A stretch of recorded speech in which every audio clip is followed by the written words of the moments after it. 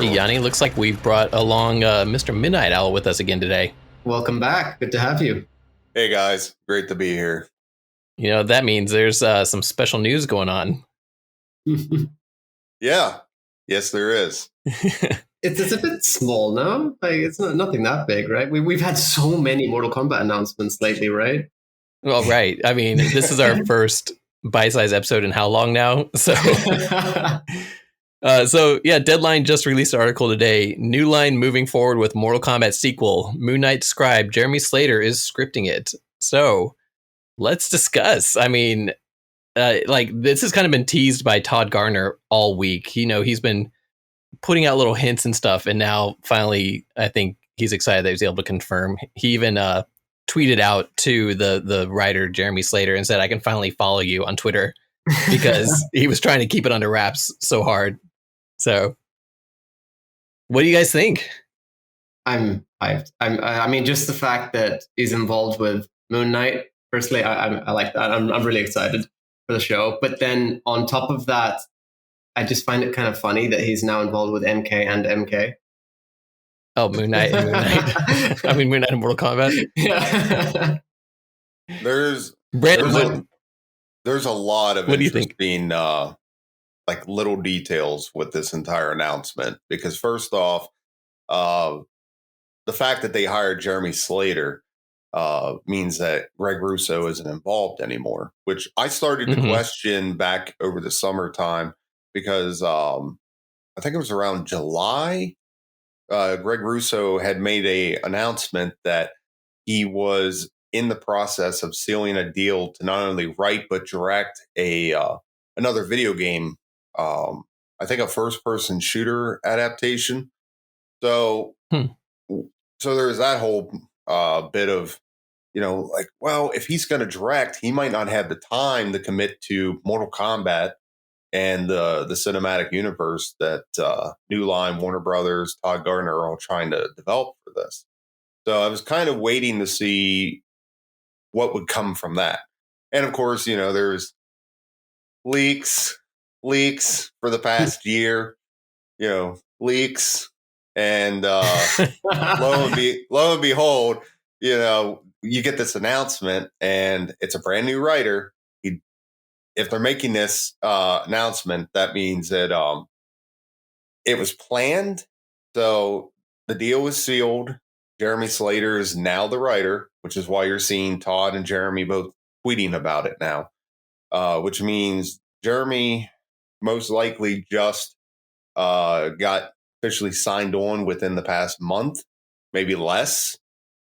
So that means he most likely hasn't started writing a script. And the one thing that fans need to keep in mind is, even though Greg Russo said that he kind of had a treatment in his head, like a basic outline, he mentioned in an interview back in May, after a few weeks after the movie came out, he stated that in his head, he had this idea for a trilogy where it would be the first movie is a prequel, second movie is the tournament, the third movie is the aftermath of the tournament. So most likely with them going with Jeremy Slater, that means that anything that Greg Russo may or may not have written, or even his ideas, will not be used, just because you start getting into the sort of WGA regulations of, credit, who has rights to what. And most likely anything that Greg Russo may or may not have done is just going to be thrown out with Jeremy coming on to do this. Now, another interesting aspect of that, too, is Greg Russo wrote a few scripts, and I think he sold one script which just never got developed. I think that was... There was two that he did. One was Autobahn. The other one was a horror film, and I think it was the horror film that got sold, but I don't think it ever got made. But Mortal Kombat was Greg Russo's like big break when you think about the grand scheme of things, because he was working in Hollywood for about 10 years. So for him, he was a fresh writer, whereas Jeremy Slater has been in the business for a while. He's had a lot of hits under his belt, writing for Umbrella Academy. He was the co-showrunner for Fox's The Exorcist, which ran for 2 seasons. He's doing Moon Knight for Marvel. I mean, this guy has some really big properties under his belt. So most likely, if they brought him in with his experience as a showrunner for writing for multiple series like that, most likely they're tapping him to probably try and create this cinematic universe. I mean, you have someone who has the experience to do it. I mean, that's something that I'm a little bit worried about, is the fact that they're bringing in Jeremy Slater, because of course, Umbrella Academy, loved it, thought it was awesome. Moon Knight, I'm excited to see what they do with that. But besides that, like, some of his other credits are the Fantastic Four movie, the Fant Four Stick, and Death Note. Yeah, for that's Netflix. The part that scares me. Yeah, so I'm fingers crossed. And as you said, he does have a lot of experience, but not all of it's the best experience. And I don't know if he was like the lead writer on those screenplays for those the two movies that I mentioned, but I'm one of the 4 people that actually likes Death Note. The American Death Note. Yeah, you are. I'm one of the 4 people. I will challenge anyone to Mortal Kombat over Death Note. I really like that movie. So, and it's funny because there's a connection there, because it's almost like they're crossing the streams a bit, because Jeremy Slater did Death Note and he's doing Mortal Kombat 2. Greg Russo wrote Mortal Kombat and he's doing Death Note 2. So it just seemed like... Wait, there's a Death Note 2? They're making a Greg sequel, Russo is writing it. Now it's been a few years. We haven't heard anything about it. Yeah, we haven't heard anything about it at all recently.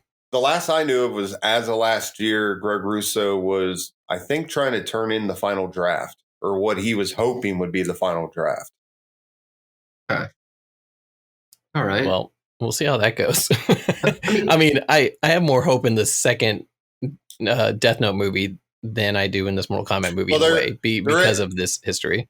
There is an interesting story with the whole Death Note adaptation. That was originally, I would assume that Jeremy Slater was hired to write that script, because with studio mandates, that was originally supposed to be a feature film, and then it just got stuck in development hell, and it got sold to Netflix.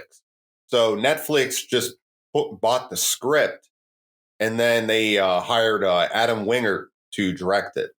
So it kind of just came like a sell-off. So I'm assuming that Jeremy Slater had a bunch of mandates and said, it has to be these things included, and that's why it's written a certain way. I mean, one thing that I personally do really like about him coming on board, other than just, the whole Moon Knight thing that I was mentioning, but it's also the fact that they are demonstrating a lot more confidence in this movie than they seem to have with the first movie. There was almost no budget. There was barely any advertising, to be honest, until towards the end. Maybe even the cast members themselves were advertising the movie more than, say, anyone else, really. No, in this case, it's demonstrating that, firstly, I do feel for Greg Russo, just in the sense that this was kind of like his baby in a way. Like he really, you could tell, as for all the problems that many of us may have with the script, I still personally enjoyed the movie. I know that many people have a different opinion to that. That's fine. I enjoyed it, but I definitely have my criticism of it. You could tell that he actually did care. That's the thing. He was really showing that he had this sort of love for the series. And to see him sort of, I don't know, I don't know, maybe he agreed to walk away. I don't know. It's just kind of sad to not see him a part of it anymore. But at the same time, it is good to see that they're bringing in somebody like Jeremy Slater, who really is showing that, hey, you know what? We do have something here. And that's something that we've been talking about, in the sense that we feel sometimes that they don't realize what they have in this franchise of combat. And it seems like now, oh, hey, we do have this. Was the original Mortal Kombat, the 2021 version, was that produced by New Line Cinema? Not sure. Yeah, because we know the original one was, but I'm curious about the 2021 version. Because this one, Deadline's reporting that it is coming from New Line. So that's interesting. I'm wondering if the production companies changed at all. That is a good question. I would assume it would have been with the same ones, because you're going to assume really that the agreements are going to continue time, and the parent is Warner Bros. Right? New Line. Oh, that's right. Warner Brothers bought out New Line, didn't they, Brandon? Yes. Okay. Yes, that was. I think that was around the same time that they did do Midway, or a few years after. Mm-hmm. That was prior to when they started work on the actual movie. So Todd Garner, as well as his main tweet today, kind of announcing it, he has also retweeted a few of the actors who are also excitingly announcing it. Jessica McNamee, Makad Brooks, and Max Wong as well. Yeah, Max Wong. That's right. I noticed that he did not retweet Louis Tan, and speculation. Or maybe he just didn't see it. That's something that I'm sure. I think you're pushing some attention on that unfairly there. Yeah, I mean, could be, because you look at just a month and a half ago. Louis Tam was tweeting things that said hashtag round 2 and shit like that. Yeah, and exactly. Todd did retweet that stuff. So I'm thinking it's just right now Todd is getting an avalanche of fans just shouting at him. And of course you're getting not only are you getting a lot of excited tweets from fans, but you're also getting a lot of, hey, make sure you do this, make sure you do that, fix this, kill Cole. You're getting all those tweets from people. I mean, a lot of these fans have it out for Cole. And, honestly, I actually like the character. So, again, I will challenge anyone to Mortal Kombat. I feel like, we've discussed this length in the past, where I feel like he had his chance to come into his own, but the writing didn't exactly allow for it in a way which sort of worked, because it allowed for the established characters to get more attention, So that did kind of harm his character. But at the same time, I feel like he's taking it in his stride, because I'm looking at his Twitter right now, and firstly, I mean, he's tweeted round 2, what do you want to see, with the deadline and stuff. And then he's saying stuff which could be hints, by the way, saying, I want Kitana and Smoke and Noob. And we already know that Noob is most likely showing up at some point. Yeah. I'm going to assume that Kitana and Smoke are in this one too. So I'm like, yes! It's a good time to be a fan again. The last year kind of sucked. You got a movie, you got an animated movie, and then you got basically told, hey, fuck off, MK11's done. So, after 9 months of nothing. So after 9 months of teasing and nothing. Yes. It was really weird how they balanced that. It's kind of nice knowing that this year's the 30th anniversary, that, you're starting off in the very first month. You get confirmation that sequel is happening. Here's the writer. And now you're going to get probably a couple years of teases. Because I still think this movie is at least 2 years out, if not slightly longer. Really? I mean, the first one was put together really quick, if you think about it. Very low budget, though. Right. Yeah. A little bit. I mean, you got to realize that it took a couple years just to write the script. Even if you only want to include when Greg Russo came on board, he wrote from his first draft was submitted August 2016, and they didn't lock his final draft until January 2019. And then they went into pre-production and then filmed in September of 2019. So that was 3 years from when he first submitted a script to when they actually started filming. Now, I don't think it'll be that long. I don't think it'll be that long, but you're probably looking at least 6 months to really lock that script in. Then you're going to have pre-production. They'll probably film next year, and then you're probably looking at 2024 as a release date. I think, though, too, the first one, Warner Brothers, as we've talked about before, didn't have a lot of faith in that movie. So they could have dragged their feet quite a bit throughout a lot of that. Oh, I'm sure they did. I mean, there was definitely some uncertainty about what direction they wanted to go with the script. And, they went through a lot of writers to try and just find those right conditions to finally say, yeah, we can greenlight this. And I'm sure there was issues with budgeting and trying to get financing. And perhaps that's where Larry Kasanoff came in, since he was an executive producer, kind of coming on board and saying, yeah, I believe in this movie. Here's some money. Do you think, I don't know. Do you think if they try to push this to like a quicker release, how quickly do you think it could be out?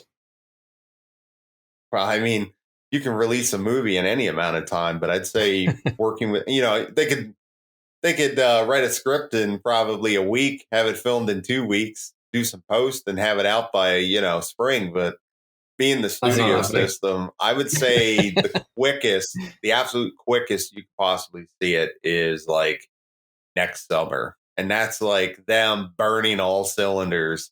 And my timing could be really messed up. Jeremy Slater may have actually submitted a script, and that's the reason he got hired on. But I kind of doubt it. I kind of doubt. I think that maybe as well, he based on the submitted cast. a treatment or a pitch. What's that? I doubt that. Sorry to interrupt, but I doubt that as well, because if you remember during in the period of, like, before the movie was actually properly announced and it was completed and everything, we had so many leaks of people who was playing who. We had leaks of what the plot was going to be like. I mean, leaks or leaks. Well, both. That's the thing, Both. So yeah. No, I know what you're saying. The closest that I would say that we really got to any leaks lately, or not even leaks, just any sort of hints, really, other than what Todd Garner and, say, Louis Tan have been doing, is we've seen Scott Adkins posting about Johnny Cage a little. That's the most I've seen. But really, I would expect a lot more if things had moved past the point which, we're thinking that they could have by now. Yeah, and no one's contacted me yet saying, hey, I got a script. That usually tends to happen every few months where, someone's like, hey, I got this script that's in production. Yeah. And so there's no leaked scripts that are out yet. Yeah. I mean, there's been a lot of rumors, a lot of nothing basically over the past year. This person's been cast, this story leak, this person's writing it. But I think this announcement, one of the good things about it, and maybe it was timed to be that way, because Todd Garner's not a fucking idiot. He knows what's going on in the fan community. So when people are pushing those fake leaks, he knows about it. He knows that people are pushing like things a certain way because studios do monitor like fan communities. They like to try and get that marketing research. They, anyone that tells you like, hey, I'm from Warner Brothers and I want to talk to you and ask you questions about Mortal Kombat, those are not the real people. The real people are the ones that are lurking in like forums and Reddit and Discord, and they're just kind of watching to see like what people are saying. So they've been keeping track of, what the fans have been saying about the first movie. And you can kind of tell with them, with Greg Russo deciding not to come back, to not, write a treatment, write a script for the sequel. And they've hired this writer that actually has a lot of credits to his name. And he actually has a couple things that are actually beloved. I mean, look at the just the hype for Moon Knight right now. Yeah. And then you have the Umbrella Academy. Yeah, Jeremy Slater, he managed to take Umbrella Academy, which is an amazing comic book, and still with these far out concepts. Like, you got a guy that lives on the moon with a monkey body, and he managed to ground this in something that's somewhat realistic, and so that alone makes me excited for what he's going to do. I mean, like I said, I got my hesitations with him, but at the same time, he's proven to me that he can do some awesome stuff. So yeah. My hesitation isn't with his ability as a writer, because he's shown me that he can write. My hesitation is going to be because he is more used to series and having like hour-long episodes where he can spend that time to get into character's mindset and kind of develop those character arcs. My only concern is, can he do it with a 2-hour time limit? And that actually brings me to one thing I wanted to say. Ensemble cast. Okay. Yeah, go ahead. It's like it should. Sorry, I think there's a slight delay, but in case I interrupt you. No. But that's actually one thing that I was worried about myself, because yes, he definitely has experience, and he has experience with shows. And obviously, as we said, there's a huge amount of anticipation for Moon Knight, for example. Umbrella Academy was amazing. But they're all shows. And that's something that Fantim and I have been saying quite a lot on this channel, basically. It's that we feel like Mortal Kombat itself would most likely work better as a series with episodes to allow the plot to evolve and such. So I'm kind of hoping that this might be a sign even that maybe they're going to do a series alongside the movie, or following the movie or something to sort of expand that cinematic universe. Yeah. Let's hope. Let's hope. I would love to see. I would love to see more Mortal Kombat content. I think I could see it going either way. Like, a lot of people keep saying they want to see a TV series, and that it can only work as a TV series. I can see it being a mixture. I can see a combination of using theatrical feature-length movies to kind of tell some of the major events, to kind of bring out those crowds, but then going more of a streaming route where you can do either an ongoing series or a limited series, doing these like longer pieces where you can kind of get inside certain groups of characters. You never just have it be one character, but having like several characters that complement each other and going into like those story arcs. Like, you look at how, like, if you do one on the special forces, well, now you can connect into Kano, Jarek, Kai, Cabal. There's quite a few characters you do just in that route alone. And same thing with the Lin Kuei and Shirai Ryu, with the Shaolin monks, with if you go like an Outworld route for some reason, you right there, that opens up a lot of possible characters. Itself too. Yeah. This is and the idea perfect time to do it. If you consider that the fact that we got Marvel Cinematic Universe now expanding into television, Star Wars, I mean, The Mandalorian was a huge hit, and it's just supplemental material that's kind of expanded that universe also. I mean, this is the time to do that.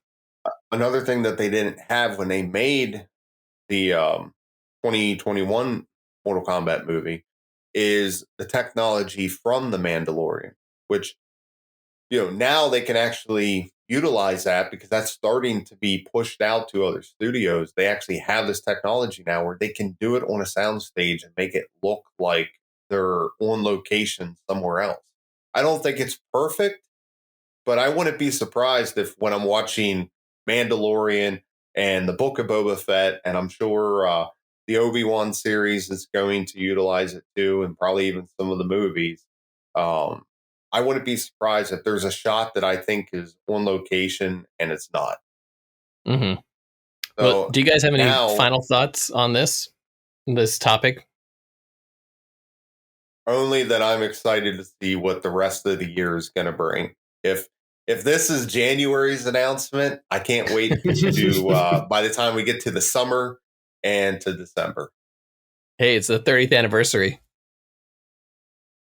Got to do something big for it, and looks like they're starting off with a bang to the year, right? Yeah, really. We'll have a better idea, I think, when maybe Moon Knight comes out. We can see more of his work. But I'm hyped as well myself. I'm very excited for the movie to come out. I'm just excited to hear more information, and we'll get to discuss it as it comes out. And yourself, Fantim? Any thoughts on it? I can't wait. Mortal Kombat, it's back and it's here to stay. Mortal Kombat all the way. All right. Well, as Mortal Kombat's back, we are back with our first Tarkatan Bitesize episode in quite a while, as we've mentioned. Thank you for joining. Let us know what you think of the movie news. Are you excited with the announcement and the new writer? Let us know. In the meantime, we are looking forward to bringing you the next episode of the Realm Cast soon. If you haven't checked out our previous episodes, we released some really fun episodes, actually, with Joe Tresca of the MKHD remake project, Sean Catherine Derrick, the writer for Conquest and Defenders of the Realm, and our most recent, as of now, with Rattlehead, who actually details his experiences as a blind fighting game player. So, meantime, please like, follow, subscribe to stay up to date. Thanks.